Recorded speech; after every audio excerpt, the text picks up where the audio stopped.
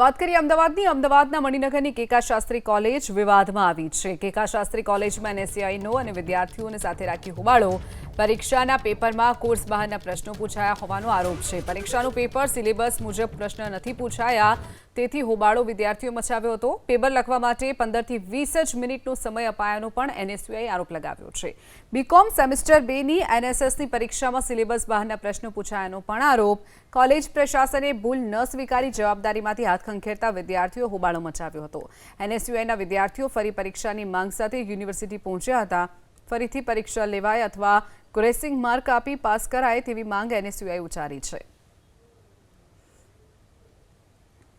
આજે 300 થી વધારે વિદ્યાર્થીઓ પરીક્ષા આપવા જાય છે। ત્યાં તે લોકો અડધોથી પોણો કલાક ત્યાંનો સ્ટાફ, ત્યાંનો ટીચિંગ, સુપરવાઇઝરો આ તમામ લોકો ચર્ચામાં ટાઈમ બગાડે છે। 1 કલાકનો સમય હતો પણ પોણો કલાક સુધી ચર્ચા વિચારણા કરે છે અને 15 મિનિટમાં કે પેપર લખીને આપી દો।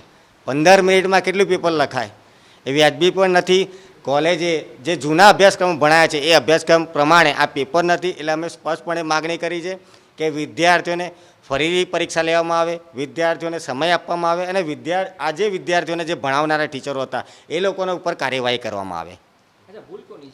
આમાં કોલેજના જે અધ્યાપકો હતા, જે ભણાવનારા હતા એ લોકોની ભૂલ છે, વિદ્યાર્થીઓની ભૂલ નથી।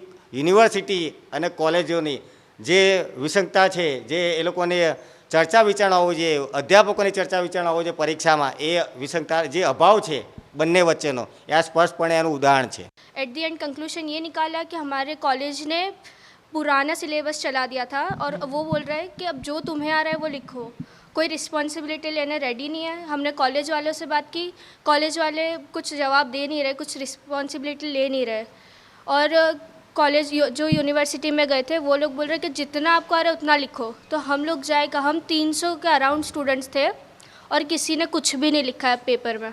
अभी हमारी डिमांड, अभी हम 2 दिन बोला है कि 2 दिन में वापस एग्ज़ाम लेंगे। अब हम नया सिलेबस 2 दिन में कंप्लीट करें, कोई प्रॉब्लम नहीं है, हम वो भी कर लेंगे। हम चाहते हैं कि पहले तो जो मैम है जिन्होंने हम लोगों को गलत सिलेबस पढ़ाया है उन पर एक्शन लिए जाए, और दूसरा कि हम लोगों को पढ़ाया जाए। अब जो नया सिलेबस अगर हम नए वापस से एग्ज़ाम देंगे तो हम लोगों को कॉलेज में वो पढ़ाया जाए।